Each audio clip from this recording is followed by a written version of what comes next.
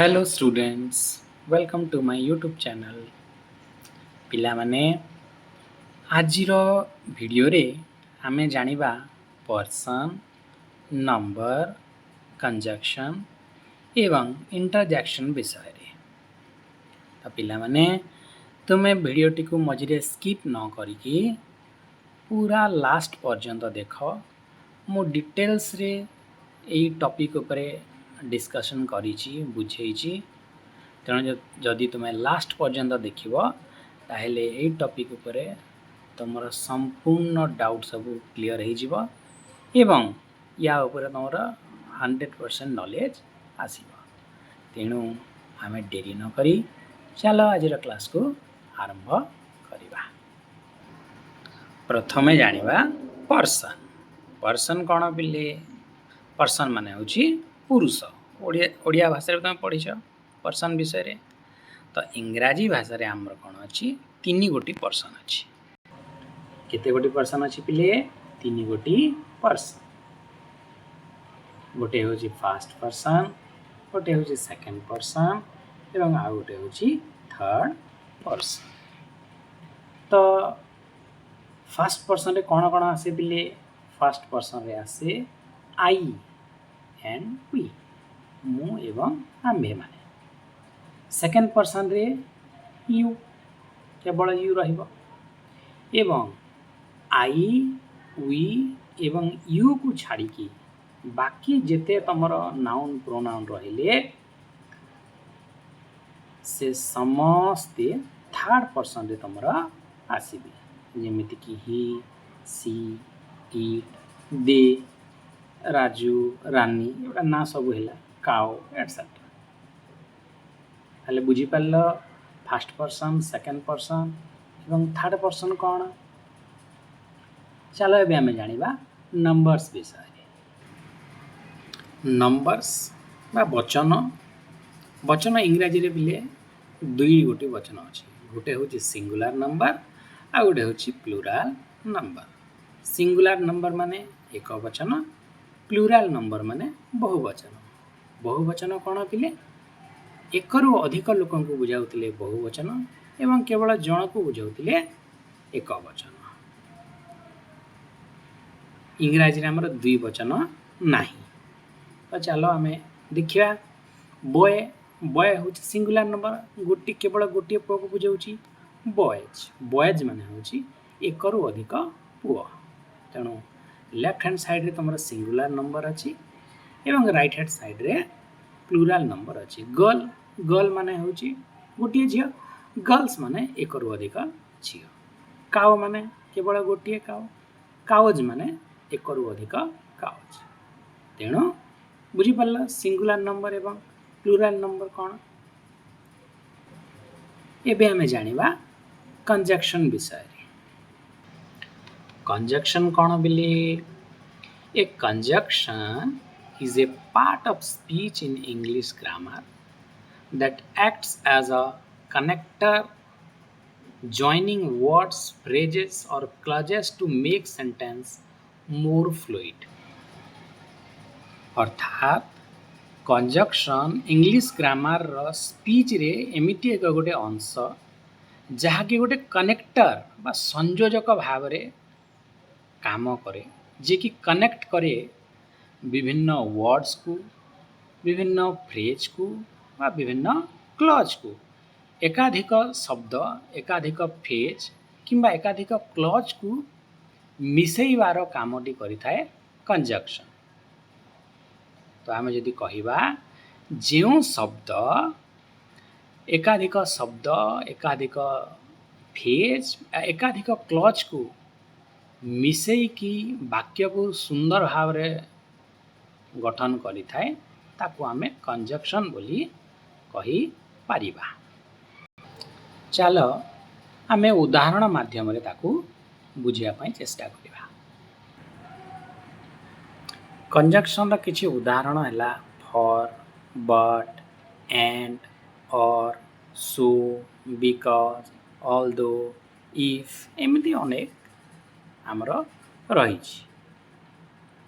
ताकू सेंटेंस रे केमिति व्यवहार हुए चलो आमे बुझिबा। देख ये दुई गोटी वाक्य अच्छी आई बट मिल्क एंड ब्रेड ये दुईटी शब्द जो अच्छी पिले देख मिल्क गोटे शब्द ब्रेड गोटे शब्द तो ये दुईटी शब्द को कौन करी एंड नामक कंजक्शन जोड़िकी वाक्य को सुंदर भाव में गठन करी धरिनिय एठी एंड व्यवहार होई न था असुविधा कौन होता कौन लिखाई था आई बट मिल्क थरे लिखा जाता आई बट ब्रेड थरे लिखा जाता तो ये कंजक्शन व्यवहार द्वारा वाक्य कौन हो कंसाई हो छोट हो सुंदर हो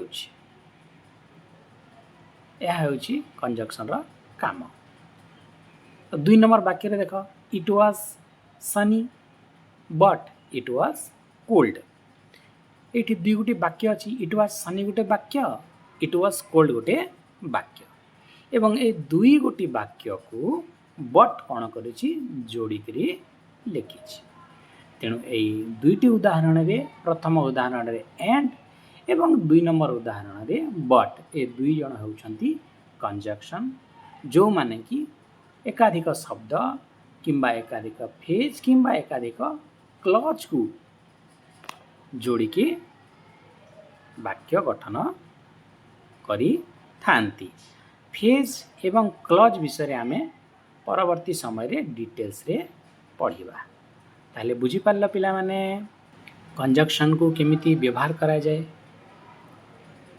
ताले चलो एबे आमे पढ़िबा आ गोटे नवा टॉपिक जार ना होची interjection an interjection is a word or phrase used as a short exclamation to express sudden emotions like joy, surprise, pain, disgust, hesitations or to command attentions माने कौन पिले इंटरजेक्शन एमिति गोटे छोट शब्दटे बा छोट फेजटे जहाँकि आम मनरे जो इमोशन सब अच्छी सेटा जय आनंदर हो पारे कि केतबेले सरप्राइज होइकी थाई पारे बा पेन समय हो पारे किंबा डिसगस्ट क्या आम घृणा नाक टेकिकी जितेबाला गोटे कथाटे कहीदो सडनली किंबा हेजिटेशंस हेजिटेशन माने कौन पिले आमर इच्छा नथिबो आ जोर जबरदस्ती किसी काम करिवार अछि से भाया परिस्थिति रे किंबा गोटे ध्यान देवा समय रे सेतेबेला आमे कौन हुए एमती गोटे गोटे छोट छोट शब्द कहू से सिचुएशन को बुझेवा पाई से मानक आमे इंटरजेक्शन बोली कहू आ इंटरजेक्शन रा किछि उदाहरण हला वाओ आउच हे श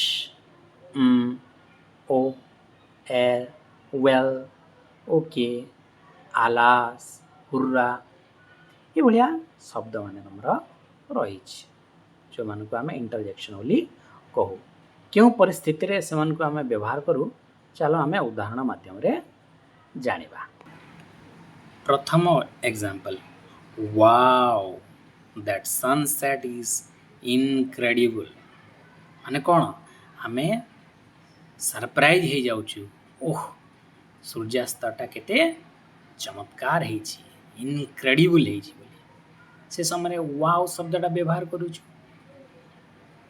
2 नंबर एग्जांपल देखा आउच दैट हर्ट ओह सेटा मते आघात देला तो गोटे सडन एक्सप्रेशन होची कि नहीं ठीक सेंता hurray we won the match ओ आमे जीती गलु मैच आने गोटे सडन गोटे एक्सप्रेस करूँ आमर भावना को आमर मनर भावना को एक्सप्रेस करूँ गोटे छोट छोट शब्द माध्यम तेणु से आम इंटरजेक्शन बोली कही था ताहले पिला माने तो आज क्लास टी केमिति लागिला तो मानकू पर्सन नंबर कंजक्शन एवं इंटरजेक्शन विषय बुझेली तो मानकू केमिति लागिला तुम कमेंट रे निहाती भाव रे जणैबो आ जदि तुम मानकू मोर पढ़ेबाटा भल लागुची ताहले तुम मोर चैनल को सब्सक्राइब कर एवं निजर फ्रेंड्स मानक सहित शेयर कर जार फल मु तुम मानक पई इंग्लिश ग्रामर समस्त टॉपिक को तुम पाखरे पहुँचे पारिबी एवं तुम माने जदि चाहूछ किसी स्पेसिफिक टॉपिक ऊपर मो वीडियो बनैबी तुम पई बोली ताहले तुम मते कमेंट माध्यम रे जणाइले से टॉपिक ऊपर मो वीडियो मन सब बनैबी। Thank you.